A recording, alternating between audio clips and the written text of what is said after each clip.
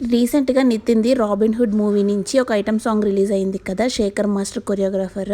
ఆ సాంగ్ ఎంత ఇబ్బందిగా ఉంది కదా చూడ్డానికి. అస్సలు కొరియోగ్రఫీ బాలేదనిపించింది నాకైతే.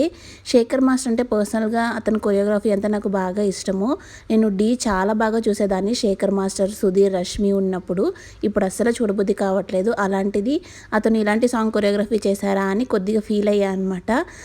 ఈ సాంగ్ వల్ల అతనుకున్న పేరు కూడా పోతుంది కదా అని అనిపించింది. దేనికైనా కానీ ఒక థిన్ లైన్ అనేది ఉంటుంది. మనము స్టెప్ అటు వేస్తామా ఇటు వేస్తామా అన్నది ఇంపార్టెంట్ కదా! సో అలానే కొద్దిగా క్రాస్ చేసినట్టు అనిపించింది లిమిట్స్ ఈ సాంగ్లో అయితే.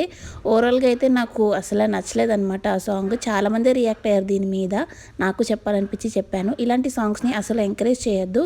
అప్పుడన్నా వాళ్ళకి తెలుస్తుంది ఎలా చేయాలి ఏంటి, జనాలకి ఏది నచ్చుతుంది అని వాళ్ళకి అర్థమవుతుంది. అంతేకాని ఇన్స్టాగ్రామ్లో అయితే ఇంకేం పట్టించుకోకుండా కొత్త సాంగ్ వచ్చిందా డ్యాన్స్ వేసేయడమే. ఇంకా అదంతా సరే కానీ ఈరోజు డిన్నర్లోకి నేను ఆలూ పరోటా చేశాను. చపాతీ పిండి కొద్దిగా లూజ్గా కలిపాను అంతే. ఇంకా చపాతీ పిండి ఆలు రెండు కూడా ఎడమొహం పెడమొహం పెట్టుకుని దెబ్బలాడుకున్నట్టు దూరంగా కూర్చున్నాయి. ఇంకా అసలు అతుక్కోలేదు. టేస్ట్ మాత్రం బాగుంది.